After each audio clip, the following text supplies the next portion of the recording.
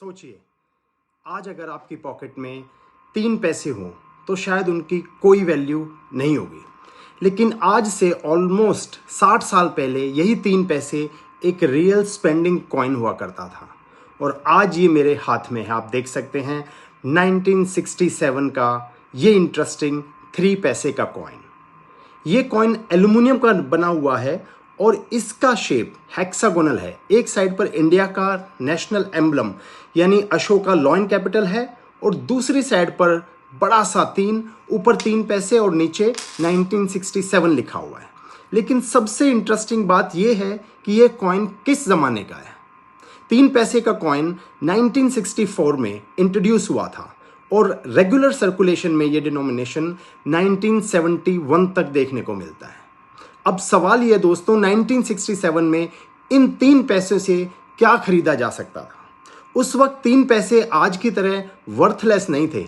1967 यानी 1967 के कश्मीर के एक हिस्टोरिकल रिकॉर्ड के अकॉर्डिंग एक छोटी ब्रेड की प्राइस ऑलमोस्ट 5 पैसा थी, विच मीन्स आप हाफ से ज़्यादा ब्रेड का पैकेट इससे ले सकते थे।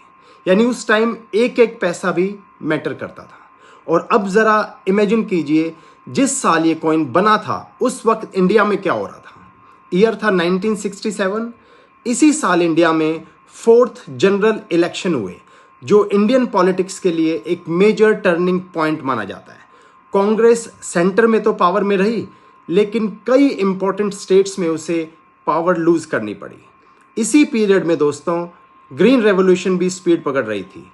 न्यू यील्डिंग व्हीट वैरायटीज के थ्रू एग्रीकल्चर प्रोडक्शन बढ़ाने की कोशिश हो रही थी। और 1967 में इंडिया चाइना बॉर्डर पर नाथुला में भी सीरियस मिलिट्री क्लैशेस हुए। तो एक छोटा सा 3 पैसे का कॉइन, लेकिन इसके पीछे इंडिया की पॉलिटिक्स, एग्रीकल्चर और बॉर्डर हिस्ट्री तीनों की कहानी छुपी हुई है। लेकिन अब सबसे इंटरेस्टिंग सवाल, आज 1967 का ये 3 पैसे का कॉइन कितने का है। अगर आपके पास भी ऐसा नॉर्मल सर्कुलेटेड कॉइन है तो सिर्फ पुराना होने की वजह से इसका प्राइस लाखों में नहीं हो सकता। कंडीशन मिंट मार्क और रेयरिटी पे डिपेंड करती है।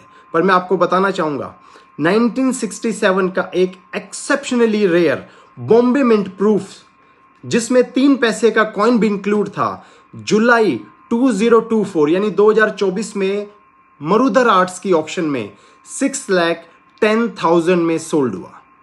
लेकिन ध्यान रखिए, यह प्राइस एक रेयर प्रूफ सेट की है, सिर्फ एक नॉर्मल 3 पैसे कॉइन की नहीं।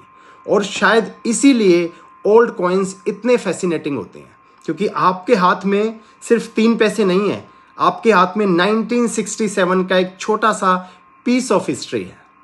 अगर आपको भी ओल्ड इंडियन कॉइन्स की हिस्ट्री और उनकी रियल वैल्यू जानने में इंटरेस्ट है तो प्लीज़ कॉइन क्रॉनिकल को सब्सक्राइब जरूर करिए, क्योंकि यहाँ हम सिर्फ कॉइन की कहानी नहीं देखते, हम कॉइन के पीछे छुपी हिस्ट्री को देखते हैं। धन्यवाद। जय हिंद, जय भारत।